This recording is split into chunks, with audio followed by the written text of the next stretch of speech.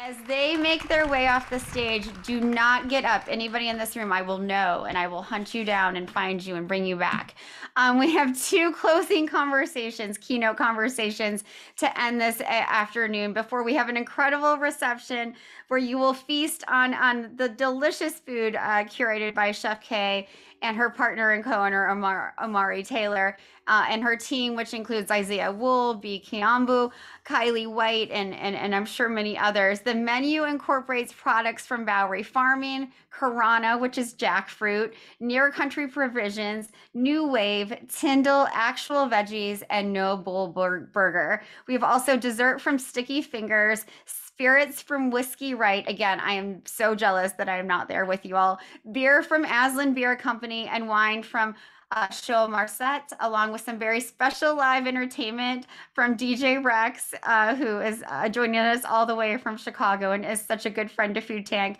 I want to thank Rex and all of the amazing businesses and partners who are so forward thinking and their tremendous products. So again, you do not want to leave, especially after I introduce our next session.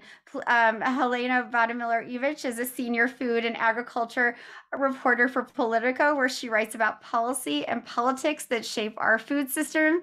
And she is joined by the legendary and amazing Congresswoman Eleanor Holmes Norton, who represents the District of Columbia. I am so honored and humbled to have them both here. Helena, the floor is yours, and thank you, Congresswoman. Thank you so much. I'm really delighted to be here this afternoon. Congresswoman Eleanor Holmes Norton, an icon, our longtime representative here in DC. I think, folks probably don't think a lot about food and agriculture when they think about DC. Certainly members of Congress, or Congress generally, doesn't spend a whole lot of time talking about food and agriculture. I know everyone in this room wishes they would maybe talk about it a little bit more. As a member of Congress representing DC, how do you think about food and agriculture issues from a broad perspective? I mean, you are here in the district. We don't grow a lot of food, but we're growing more and more, and it's part of the plan here. So how are you thinking about these issues from where you sit? Well, I have to say that I'm very proud to represent the University of the District of Columbia, which has its own agriculture, and essentially urban as we are, sets an example for what an urban university can do. It teaches agriculture, UDC raises food, to show, put in action what it teaches, so that in a real sense we are right here at an institution which exemplifies, even in our most urban, even in the most urban of settings, what can be done to promote good food. Yeah, I saw there were signs promoting beekeeping by the elevators I came up, and I thought, in DC, yes, this is possible. So you're on the Transportation and Infrastructure Committee. Do you think that maybe the country could think about food more as part of infrastructure, food and agriculture? I mean, is that something that you think where the dots are being connected? Well, that's interesting because we just passed a infrastructure bill, and we're trying to think about infrastructure in a different way. And now you might not ordinarily think about transportation and infrastructure as involving food, but it's got to get there somewhere, some way. So the work we're doing on highways and on improving transportation across the United States seems to me to be very relevant to food. Yeah, it seems to be something that isn't often discussed as part of infrastructure, but probably, certainly agricultural transportation and so on. I know DC has made it a goal to have 20 more acres growing food by 2032 across all wards in the district. one of the things I think is interesting to think about is this debate over what to do with RFK and the land. I know there's been a lot of, we're not going to talk about the stadium unless you want to, but there's nearly 200 acres out there, and I know there's been some, the most recent proposal that's been out there includes like a food market type thing.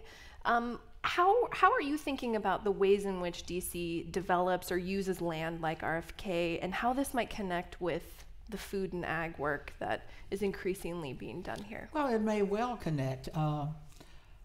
It's my bill to essentially facilitate the districts buying the land, and district will pay for the land. Now, the district is having a is having a debate, yes, within itself about how to use that land. There's the notion of using it for a ballpark, where a football stadium, and there are others in the city who want to use it for housing and to make good use of the land around it, because in the district we don't have much land left. Yeah. In fact, that's the largest tract of land that is undeveloped.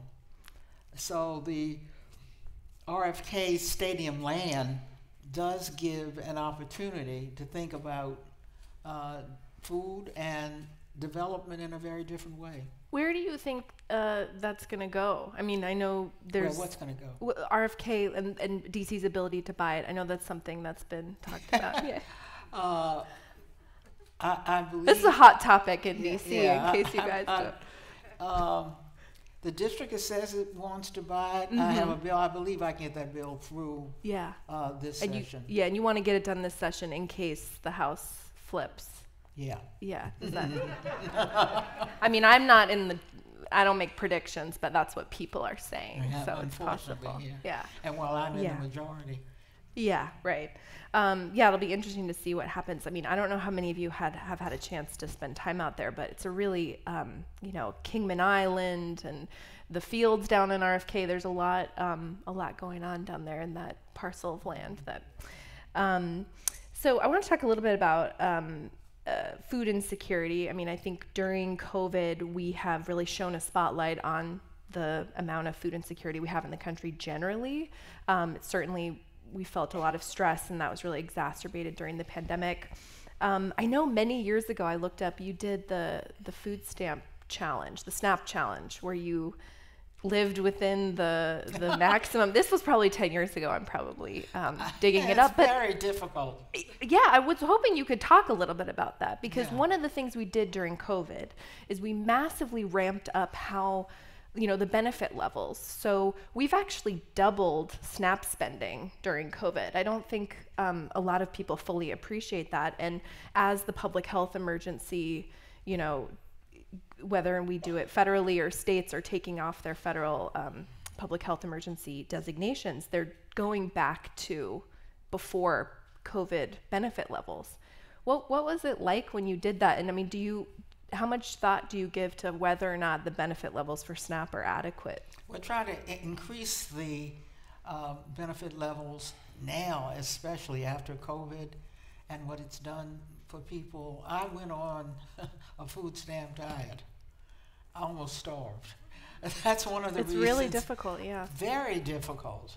That's why every year I press for increases in the amount of funds available for that. Yeah, it is definitely. Everyone I've ever asked that question, they're like, yeah. Just try eating on one of on a SNAP diet, and I think we'll get everybody for it. I think it's a popular program. It is a popular program. Although, every time we get into a farm bill cycle, it becomes partisan. You're not on the agriculture committee, so I won't submit you to farm bill politics. From urban DC, I am not on that committee. Although, it's interesting. More members from urban and suburban districts have been getting on the ag committee, and it's been a big shift. But you're not going down that road. That's probably because they have some farmland in this, adjacent, as a part of their district. Yes. Yeah, or there's a lot more interest in the nutrition side of it, because actually the vast majority of the farm bill is nutrition funding, not That's the farm. true. They're attached in this alliance that's needed to sort of move them both forward. I mean, how much do you think members of Congress are talking about food? I mean, is this something you think, does this come up? Like, when was the last time a member of Congress asked you about urban agriculture? Or do you think we're just at the beginning of where this is breaking into the consciousness? I think members of Congress had to think about food during this pandemic. Yeah. I really do. That's why I'm optimistic that in a bipartisan way we can increase funding for SNAP and for other programs that deal with food. This was a tremendous setback. COVID was, in making sure, people couldn't work. SNAP and food programs have been absolutely essential during this period. Yeah, I did a story in the fall analyzing sort of what we've learned during the pandemic, and one of the big takeaways was that the ramp up in federal aid actually was able to hold the food insecurity rate overall at almost the same level as before the pandemic, because we did so much aid. And I think that's one of the surprising takeaways, is that, if you can, it shouldn't be surprising if you give people more resources and more money, they will be more secure. Like, we actually reduced poverty for a time. I think that has been since reversed. Like, if you do the child tax credit and stimulus payments and so on. So it'll be interesting to see whether or not that holds, and whether or not, SNAP can, you mentioned bipartisan. It has felt more bipartisan since the pandemic, because maybe there was a little bit more of a broader recognition of how many people were living paycheck to paycheck, and when their job got taken away or disrupted, and certainly we saw that in the district.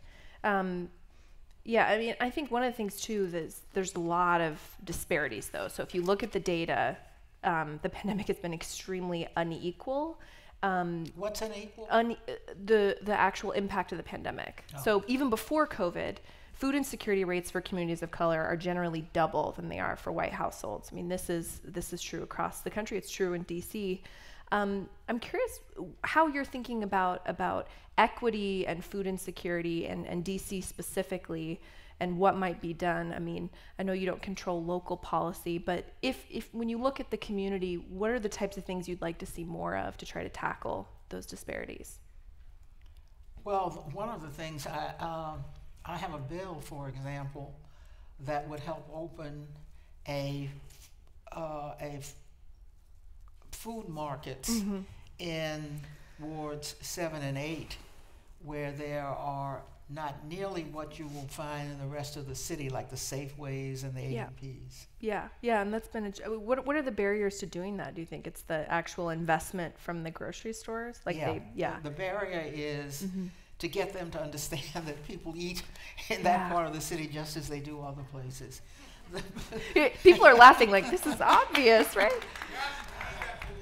Yes, and it's the economic incentives often are. So the barriers really are the same for getting all kinds of business across the river in that part of the District of Columbia. But nothing could be more essential than getting more food markets over there. Yeah. Do you see any traction in the business community with that? I know that's something we've really heard a lot about, even since the Obama administration, really trying to focus on financial incentives for retailers to go into underserved it'll take financial incentives, and I believe that the time is coming when that is going to happen. Yeah. I know that's been a huge issue in DC, and many cities, and frankly rural areas too, are struggling with food access as well. I want to talk about the push for DC statehood, because you've been such a champion of that. When you think about, I heard some whoops, yeah. When you think about DC as, an example on urban ag, for example, how do you see any connection with making DC a state and maybe formalizing DC's role in agriculture? Like USDA has all of these offices in states that, work on ag. Like, do you think that making DC a state would help on the food and ag front? I must say I hadn't given. You haven't thought. I hadn't. You're like, I have 99 reasons for statehood, DC but this statehood. is not one of them. Yeah. I've not thought of DC statehood in terms of food. I'm not sure that making the district the 51st state has anything to do with the fact that we are not an agricultural state. Mm-hmm. Might be able to get more money, more research dollars or something. I'm not sure you can team up those two issues. But yeah, I know that's been a big. So if you could, we talked a little bit about retail. Are there other things going on in DC in the food and ag space that get you really excited or you think need more attention, whether it's community gardens or school gardens or nonprofits doing anything innovative in this space? Is there anything you kind of want to spotlight? What gets me excited is how many community gardens there are There's in the a District lot, of Columbia. yeah. This is a very urban place, but you will find people tilling plots of land. And some of that land is made available through the city. Yeah. That allows them to do that. So I do think there's a real instinct here for agriculture gardens, growing your own food. Yes. Many district residents come from the South. Yeah. Where they have been used to farmland. Mm-hmm. So it fits here. Yeah. Have you toured any of like the school gardens? I know I live near Watkins and they have like the actual they have the produce from the White House kitchen garden. Like they have the seeds from. Yeah, I've gone to some of the gardens. Yeah. Quite amazing. Yeah, it seems like it's really increasing. Are there certain? I didn't know that, but. Well, I don't know about the number of gardens, but I know that DC is, putting more focus on trying to grow more food. Are you into gardening yourself? You don't have Can't say that I am. You heard it here. But I have to say, when I was raised by my grandmother, we lived on one street and our backyard faced her backyard. Mm-hmm. And it is amazing now. My grandma was born in the District of Columbia. Perhaps this was because of the war. Mm-hmm. But there was a large plot of land in her backyard. And they raised tomatoes, you name it, every year. I think that may have come out of World War II when people were encouraged to do more of that gardening of their own food. Yeah, I'm not sure you see much of that in the district, although I can't say for sure. I've done no survey. You do see a fair amount of, definitely in community gardens. It's amazing how much food you can grow in a small area. I don't know how many of you have had a chance to walk through the White House kitchen garden, but same thing. I mean, the amount of food they grow in a pretty small space is pretty tremendous. I mean, you kind of think, I cover agriculture generally, so people, I think, see in the agriculture space, I think there's a tendency to kind of go, oh, urban agriculture, that's this cute small thing. Like those city folks will never be able to grow, and it's not like it would replace, we can't feed DC, but there is real momentum around reclaiming some of that direct connection, I guess, in cities. And it's amazing to hear about. That's a wonderful story. I bet those tomatoes were really delicious.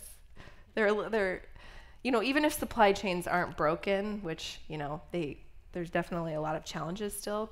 I think people like their fresh produce. Do you think that do you feel like the district is recovering, with restaurants and our food security challenges. Do you kind of feel like things are on the upswing generally right now? I mean, I know things are a little uncertain still with the pandemic. With restaurants, you mean? Yeah, like. Oh, there's a real longing for the opening of restaurants. We're only beginning to see it now. Yeah. Our restaurant industry was in dire straits during this pandemic. This is a big restaurant city. Mm-hmm, huge. So this pandemic took the heart out, the food out of the district. So they're only now opening back up. Yeah, I know there's a real push to get more aid. I don't know how much folks have come and talked to you about that, but I think we've really learned how much these huge pots of federal money can help various industries, like save the airlines. We did a lot of money for small businesses, and I know restaurants are one of the groups that's still really coming to Congress and asking for a lot of assistance. You'll see signs in the street saying help the restaurant industry. Yeah. All over the district. Yeah. That's just how hard up they were. Yeah. Do you have a favorite new restaurant you want to share in this audience of foodies and food aficionados? She's like, I can't even think the last time I've gone to a restaurant. Yeah, you're busy. I mean, you're really busy. Well, thank you so much for joining us. I really appreciate it. I want to thank the audience again. I'm actually not sure who is next up. I'm right here. Thank you both so much, Helena and Congresswoman. What an honor to have you both on stage at one time. If only I could be there to give you both a hug. I'm so appreciative of this conversation. Thank you both so much. Thank you. Thank you.